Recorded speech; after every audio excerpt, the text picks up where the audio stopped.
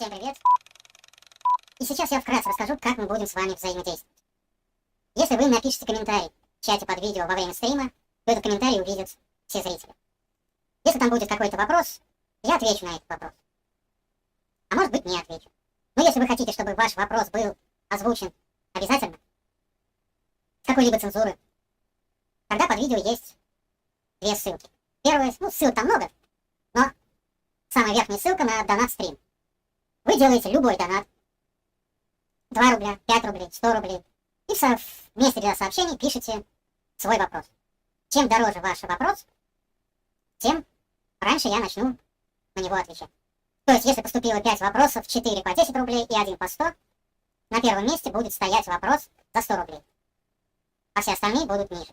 Если вдруг появится какой-нибудь вопрос за 1000 рублей, то на первом месте будет стоять вопрос за 1000 рублей, второй вопрос за 100 рублей, и все остальные потом. Если вы хотите, чтобы я озвучил, что поступил вопрос от такого-то, такого-то человека, тогда в тегере сообщения напишите, что вопрос от меня и вопрос. Если вы сделаете донат от 500 рублей и выше, вот здесь появится ваше имя на 1 месяц. С одной стороны, может показаться, зачем это надо. С другой стороны, если вы, например, напишите вместо своего имени Василий, Агафен или еще какого-нибудь, услуги фотографа, и телефон, или e-mail, то здесь будет висеть именно эта запись. То, что вы написали в поле имя. Также вам доступно будет указать URL видео с YouTube протяженностью не более 10 минут. Это также доступно при донатах от 500 рублей и выше. И ваше видео мы посмотрим в любом случае, даже если оно было отправлено, когда стрим не идет, закончился или еще не начался. Просто я это видео включу в ручном режиме и всем покажу. Также вы можете записать свое сообщение не текстом, не буквами, не на клавиатуре, а воспользовавшись микрофоном. И тогда ваше сообщение мы послушаем. Также без какой-либо цензуры, резок, запискиваний и прочего. Собственно, и все, что касалось донат-стрима. Также внизу есть другая ссылка на Donation Alert. Если вы сделаете донат по этой ссылке, то ваше сообщение, не имя, а именно ваше сообщение, будет отображаться вот здесь, внизу экрана, ровно 7 суток с момента ее отправки. Либо до того момента, когда кто-нибудь отправит туда свое сообщение дороже вашего. Также есть ссылка на Boosty. Что эта ссылка дает? На Boosty отображается все то же самое, что вы смотрите здесь на YouTube, ВКонтакте. Но, оформив самую дешевую подписку, за 100 рублей на данный момент, вы получаете возможность в комментариях указывать свои темы в течение всего месяца. То есть вы оформили подписку, заплатили 100 рублей, ваша подписка действует месяц, и вы можете отправлять свои вопросы, свои темы, все что угодно, и все это будет использоваться при создании тем нового стрима. Если же заплатите не 100 рублей, а купите более дорогую подписку, то ваше имя точно так же появится вот здесь, в спонсорах канала. Появится не сразу, как только мне придет информация, что вы оформили подписку, я в ручном режиме ее добавлю. Также там есть возможность купить мега-дорогую подписку за 1000 рублей. Купив эту самую мега-дорогую подписку, вы должны в обязательном порядке указать свой рабочий телефон. Не в смысле телефон на работе, а телефон, который работает, по которому я могу до вас дозвониться. Электронную почту. Тогда я по этим контактам свяжусь с вами. Мы обсудим технические детали, протестируем. И если все будет нормально, вы станете соведущим одного выпуска стрима. Как это будет выглядеть, я на данный момент не могу сказать. Все зависит от ряда фактов. Если будет возможность сделать видеосвязь, я сделаю видеосвязь. И тогда рядом с моей мордой лица будет ваша морда. Будет возможность просто поговорить, не знаю, например, через звонок, через какой-нибудь мессенджер. Мы сделаем так, чтобы было видно меня и слышно вас. То есть именно этим мы и займем. Ну а пока можете поставить лайк и подумать, что вам больше подойдет. А стрим начинается.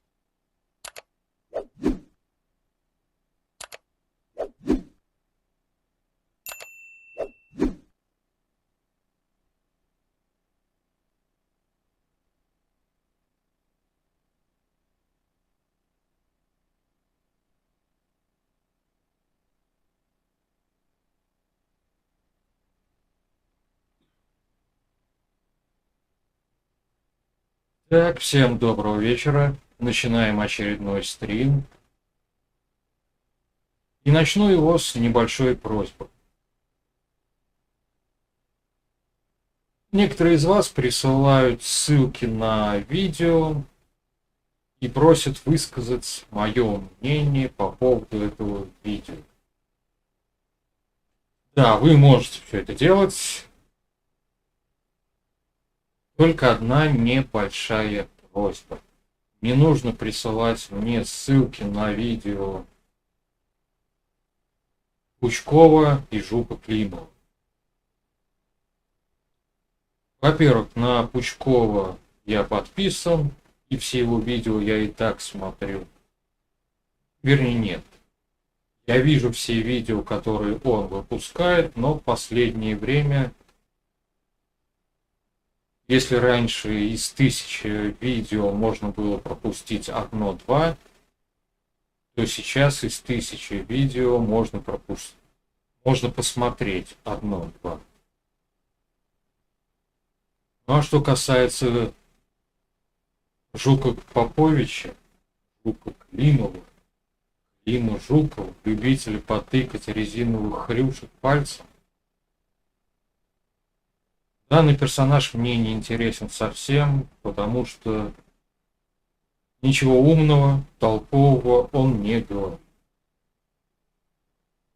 И это относится практически ко всему, что он снимает на своем канале. И, соответственно, мое мнение, независимо от того, что он там поговорил, какую тему он обсудил, это все будет сводиться к тому, вот были коммунисты строили все хорошее, но случился кризис, наступил капитализм, и теперь все плохо, потому что капитализм, а нужно строить коммунизм. И все, что он может сказать по этому поводу, независимо от той темы, которую он озвучил.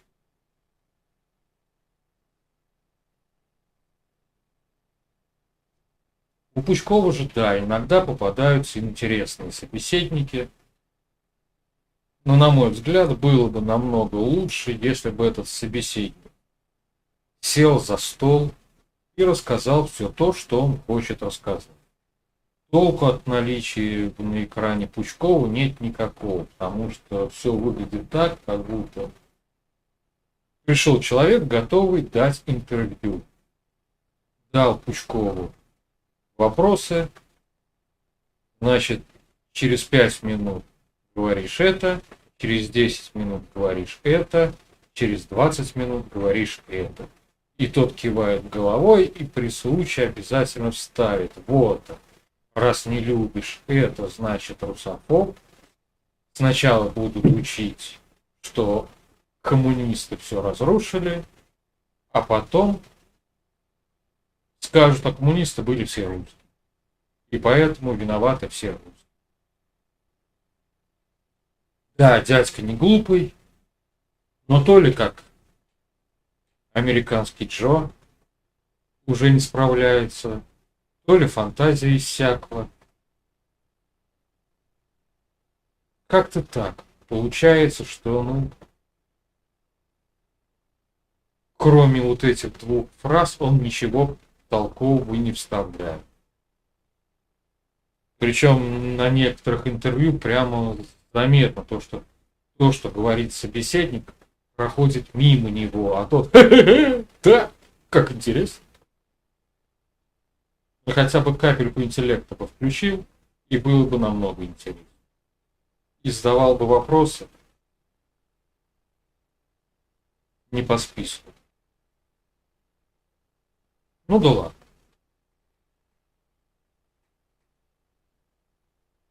Послушал у того же самого Пучкова интервью с депутатом Вассерманом, который Анатолий. Дядька умный, дядька интересный, слушать интересно.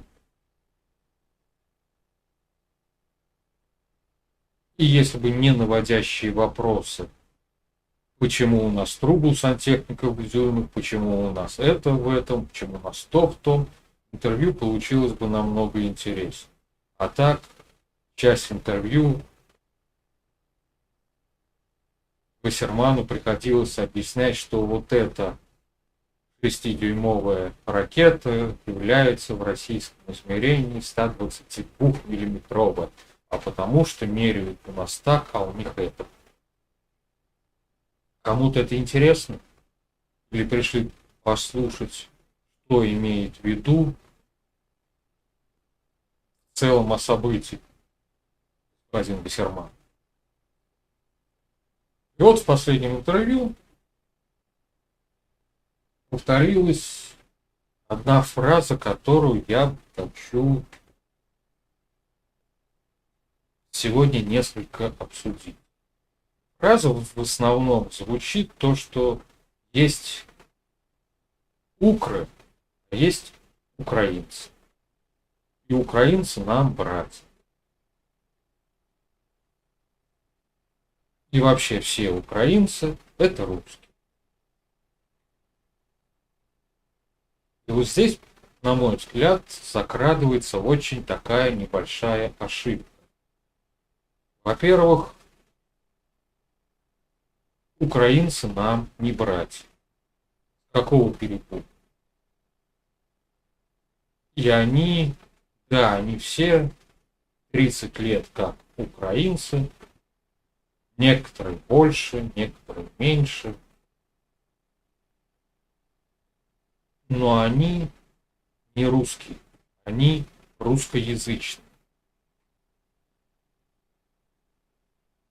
Посмотрите какое-нибудь интервью из какого-нибудь Мариуполя, еще из какого-нибудь города, который недавно освободили. И все будем с вами видеть одну и ту же картину. Мы так вас ждали, мы так вас рады, мы так это, мы так то, прям мы наконец-то заживем. На вопрос Пучкова, как будет происходить захват Харькова, Вассерман ответил, что, скорее всего, город просто-напросто отрежут от продовольствия, так как там нет больших складов, и вряд ли ВСУшники будут делиться продуктами питания с мирным населением, то через 2-3-4 дня толпа голодных украинцев, типа русских, будет нападать на ВСУшников. Ну, а там уже Ахмат Сила подойдет и всех освободит.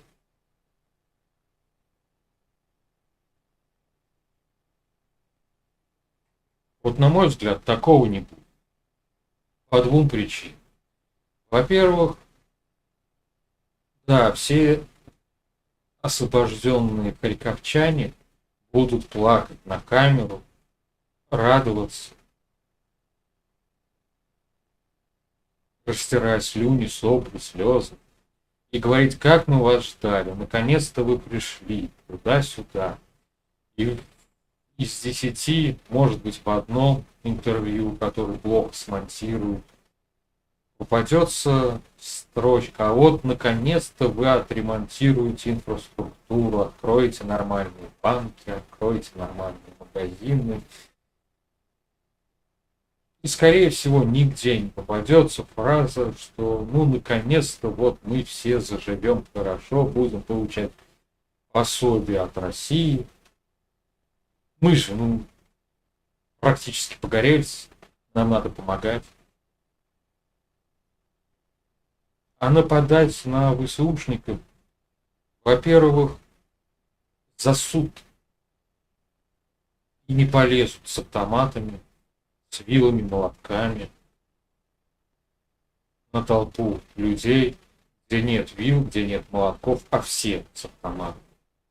Потому что могут пристрелить. Лучше поголодаем день, 2, 3, 4, 5, 6. Кошек съедим, собачек съедим. Пока никто не видит, соседа съедим. А потом придут русские, нас освободят, нас накормят, жрачки привезут. Еще кучу всего привезут. И прям так хорошо будет. Ну, ладно, придется не на мовик порекать, а по-русски говорить. Ничего странного. Научимся, не страшно. И все будет потому, что они не русские. Они русскоязычные. Просто есть ситуация, когда выгоднее быть украинцем. А есть ситуации, когда выгодно быть русским. Я уже неоднократно озвучивал эту еще советскую поговорку. Один украинец – герой, 2 украинца, партизанский отряд. 3 украинца, партизанский отряд и предатель. И здесь то же самое. Только что нет героя, нет отряда, есть предатель. Сейчас им выгодно быть с Украиной. Много мы видим людей, которые в каком-нибудь городке поднимают восстание, перебивают ВСУ, показывают фонариком, морзянку озвучивают, что туда не ходи, там мины, сюда не ходи, тут засада. Много таких видео. Нет, я не спорю, есть люди с Донбасса, с Донецка, с Луганска, еще с какой-нибудь деревни, которые, да, 8 лет попали под обстрел. Взяли автомат и пошли защищать, до сих пор защищают. А остальные что 8 лет делают? Ныли, плакали, что нас бомбят? Нет, не ныли, не плакали, потому что их не бомбили. Они не на Донбассе, они в Харькове, во Львове, в Киеве, еще где-то.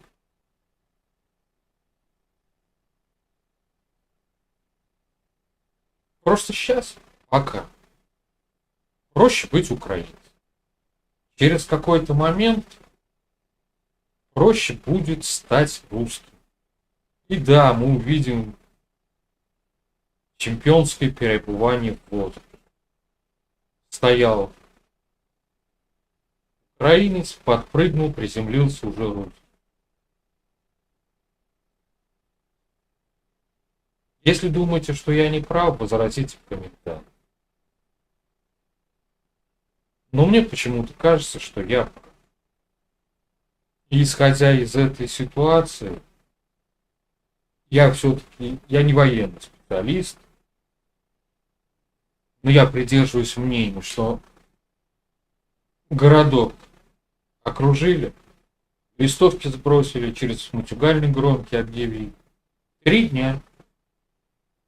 Ждем. Те, кто выйдут после проверки службы безопасности Донецкой, Луганской, Херсонской, Запорожской, Львовской, Киевской или еще какой-нибудь области, будут отпущены. А все, кто не выйдут, будут признаны военнослужащими вооруженных сил Украины и по истечении срока будут уничтожены. Срок вышел, прилетели ракеты, прилетели бомбы, прилетели мины. Если что-то где-то осталось, прошлись с Ахмат силой, с Росгвардией, с Министерством обороны Российской Федерации, все почистили. Повезло живым остаться. Замечательно. Не повезло. Ну, специальная войсковая операция, на то и войсковая операция. Кто-то живой, а кто-то не очень.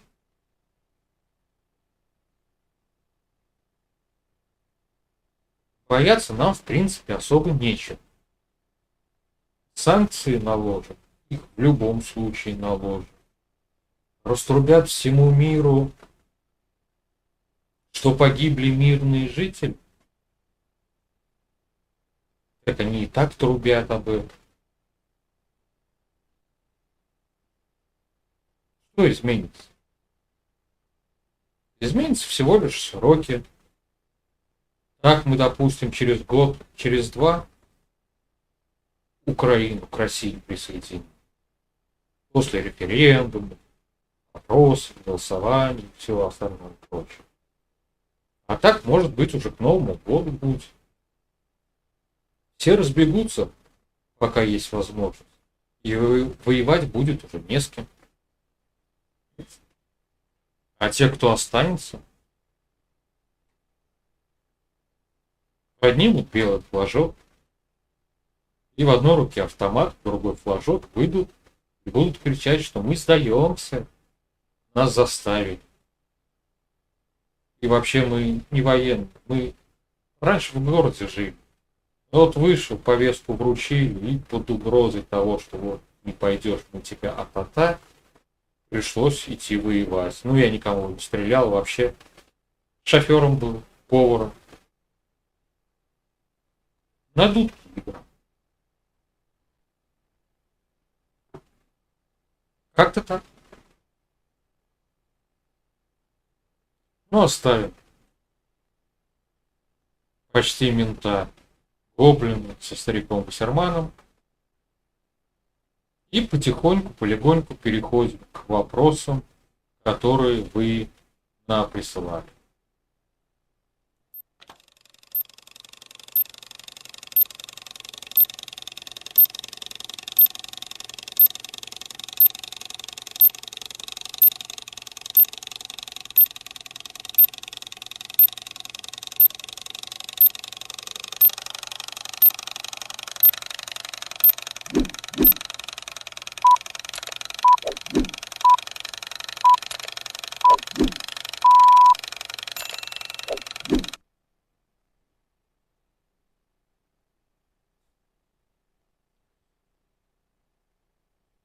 Первая новость, которую прислали целых 3 человека, звучит так.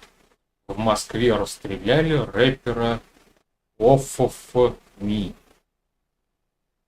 Я не знаю, как правильно звучит это Off of Me. Пока эту новость не стали присылать, я даже не подозревал о существовании такого рэпера. Ну, по простой причине. Я не слушаю русский рэп. Я считаю, это попытка показать, какой я классный негр получился. Умею точно так же губами шевелить. Но, как показывает практика,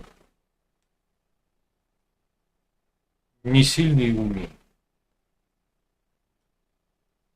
Если классический рэп в исполнении какого-нибудь афроамериканца звучит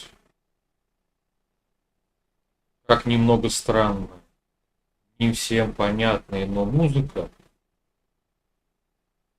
то в русскоязычном исполнении это какое-то уродство. А по поводу расстрела, да, нашел целое видео, в котором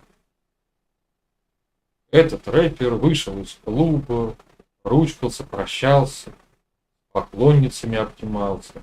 И тут раз подъезжает мотоцикл, стреляет в рэпера и уезжает. И первая информация: убили, разбор, то да все. Второе видео, которое вышло буквально через 5 минут, этот самый убитый рэпер истерит в «Газели», и выясняется, что стреляют от него из какого-то то ли резинострела, то ли еще из чего-то. И после этого рэпер Off of Me больше нигде не появляется. Сдох, наверное. Чего не сделаешь, чтобы стать популярным. А так про тебя целых 15-20 минут писали в программе.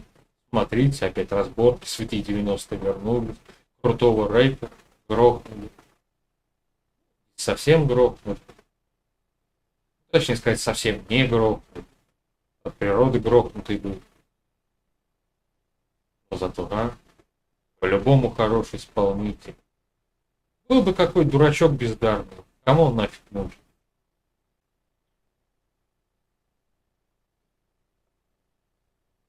Поэтому чего только не сделаешь, чтобы стать хоть на 10 минут, но популярным. Рэпер, как мне кажется, возможно, я ошибаюсь, организовал собственное убийство. А некоторый депутат Государственной Думы предложил приравнивать смену гражданства к государственной измене. Вот, допустим, ты спокойно сидел дома, и тут решил, по каким-то причинам, например, сесть на самолет и уехать в Австралию, или в Австрию, или к Павлику Дурову на острова. Сходил в посольство, поговорил, договорился, оплатил, собрал все справки, получил гражданство. И все. И гражданин другой страны.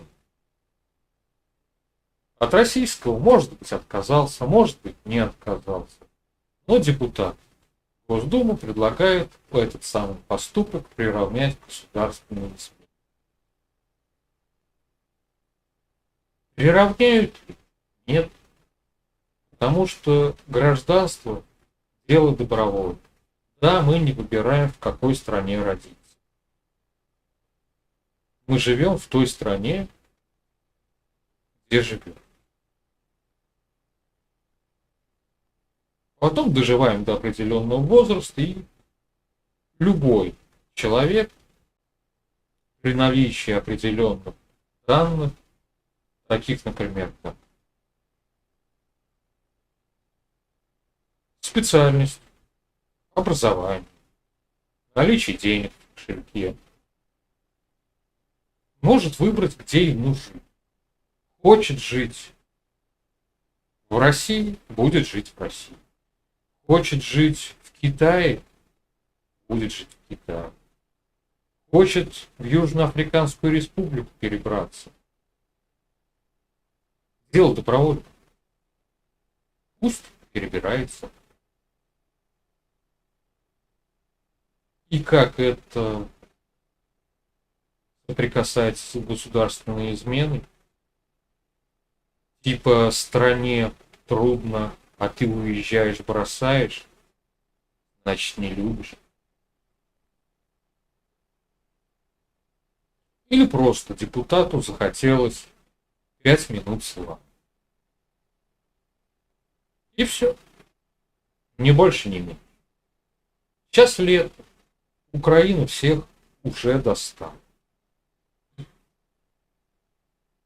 Что там можно еще придумать? Как напомнить о себе людям? Ну, давайте, например, будем включать светофоры, референдум. Подошел к светофору на расстоянии, ну, например, 10 метров. Собрался референдум и решаете. Приложил, например, свой паспорт, еще какой-нибудь документ к светофору и нажал кнопочку «Хочу зеленый». Большинство нажало зеленый, загорелся зеленый, пешеходы пошли.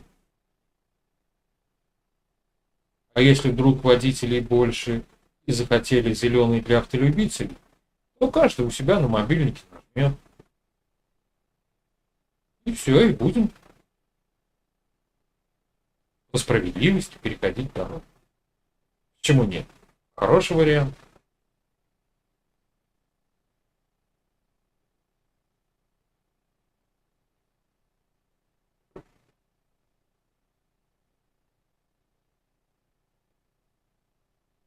Поэтому на подобные пизги, мысли тугодумные различных чиновников я бы просто-напросто не обращал внимания. И по этой самой причине не называю фамилию депутата, потому что к чему ее называть, к чему позорить человека? Он сам себя уже немножко опозорил. Перед тем, как предлагать какой-то закон, нужно посмотреть, а не будет ли это новое законотворчество нарушать уже действующие законы. Зачем? Можно поручить помощнику, который поручит своему помощнику, а тот поручит своему. А тот не успеет, забудет. И за 5 минут до выхода на работе малолетнему ребенку скажет: ну-ка быстренько погугли, что так можно? Может, все отлично. Предлагаем новый закон. И следующий, последний на сегодня вопрос. Это даже не вопрос, а новость. Один американский банк подал в суд на компанию Apple за то, что она монополизировала Apple Pay.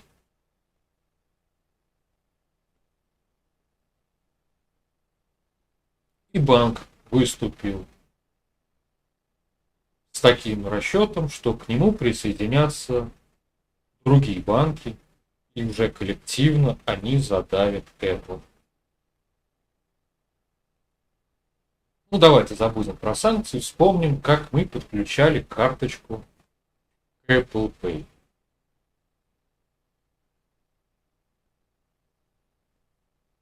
Вот лично у меня никаких проблем не было. Подключал карточку Киви, карточку ВК, карточку Яндекс.Денег. Все виртуальные, все нормально подключились, все нормально работали. В чем проблема? В чем монополизировали Apple Pay? Что оно работает только на iPhone? Но если бы оно было на каком-нибудь Xiaomi, Samsung, это был бы уже не Apple Pay, это был бы уже, как это у Гугла называется. Поэтому, да, тут нежелание похайпить, пошуметь, тут желание срубить бабла. Как-то вот так, на мой взгляд. Но будем следить за ситуацией. Если вдруг она как-то изменится, то вы наверняка пришлете мне этот самый вопрос с дополнением. А я уже его в свою очередь озвучу. А теперь в завершении стрима переходим к киносериальной части.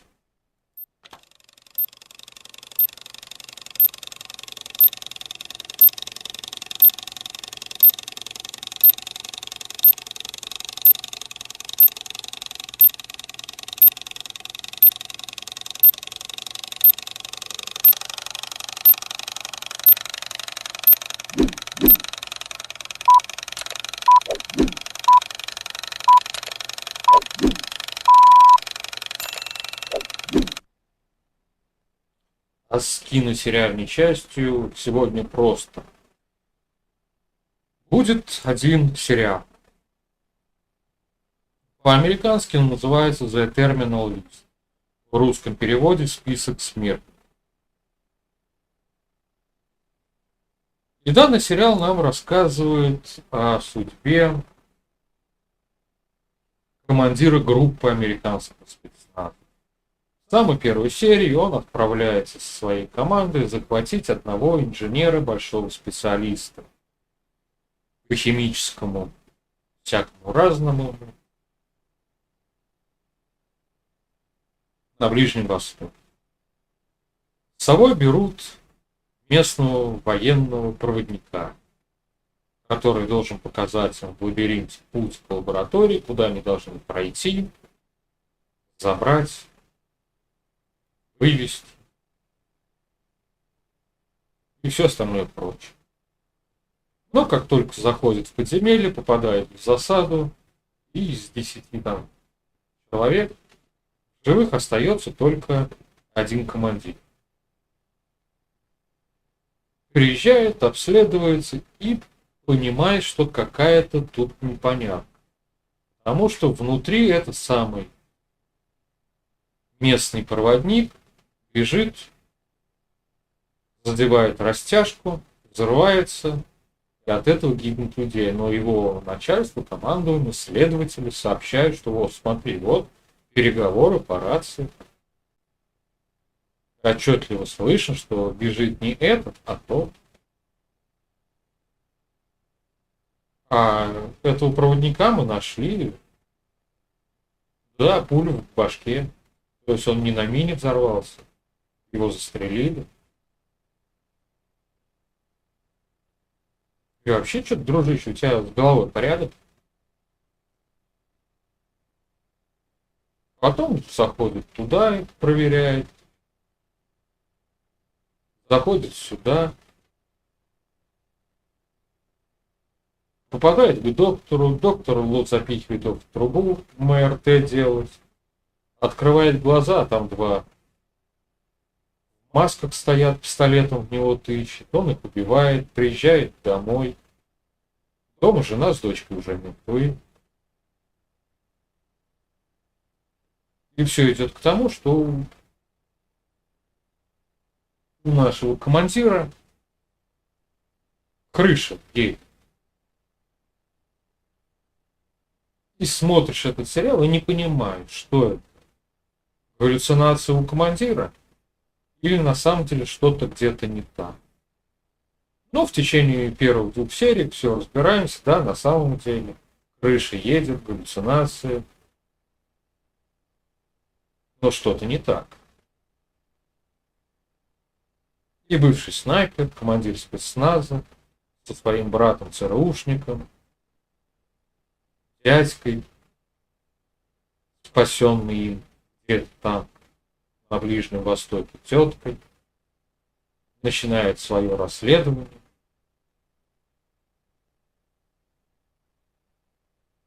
И расследует все до конца. Есть актеры известные, но основная масса не очень. Но в общем и целом кино создает положительный эффект. Смотреть интересно. Есть беготня, есть стрельба, есть драки, есть гонки, есть все есть. Но все это идет не каким-то большим сплошным потоком, а немного этого, немного того, немного всего, немного того. Смотреть, как я уже сказал чуть ранее, интересно. Поэтому, если есть желание посмотреть хороший боевичок, посмотрите. Лично мне понравилось.